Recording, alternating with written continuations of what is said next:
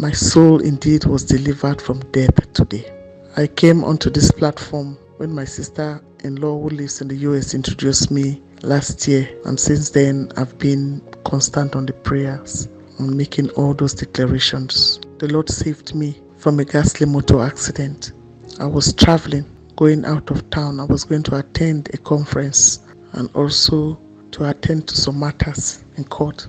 And so at a certain point in the journey, we discovered that one of the tires, the back tires, had flattened. The air had come out. And so there was a need to change the tires. And so while the driver was at it, I told myself that it would be better for me to get off the vehicle. I don't know, I had this premonition and I kept thinking that a vehicle may come and hit this vehicle at the back. I don't know why this was going through my mind, but thank God I obeyed. I went out. Well, I don't know whether to say it was good, but all the same, I went out and I stood about 30 meters away from the vehicle. And while I stood there, contemplating if I was, on the right side, whether it was okay for me to keep on standing there, a vehicle came and stopped because there was a flock, there was a herd of cows, coming from the opposite direction. It came and stopped behind the vehicle in which I was riding in. And so while it stopped,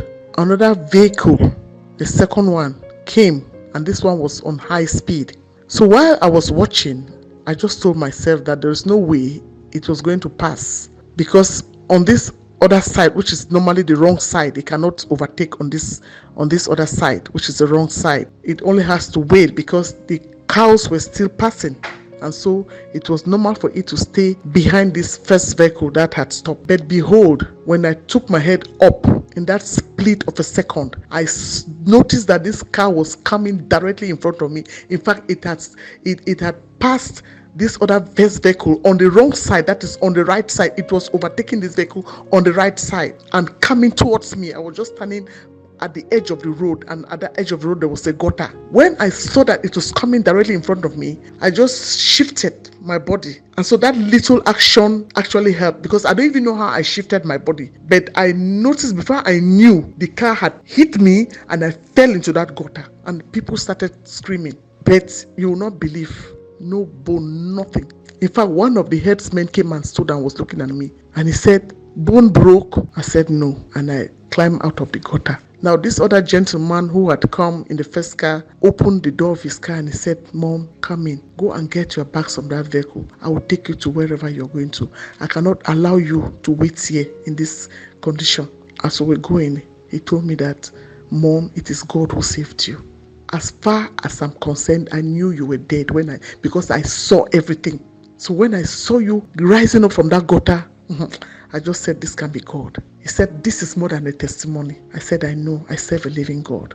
And I want you all to join me to thank this God that we serve. He is a mighty God. He is a loving Father. He sees the end of a thing from the beginning. He saved me today and has given me another opportunity. I cannot take it for granted. Today, His word has become a reality.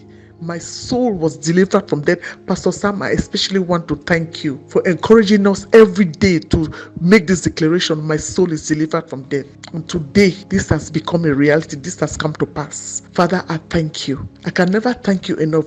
I can only keep thanking you. And indeed, with our God, all things are possible.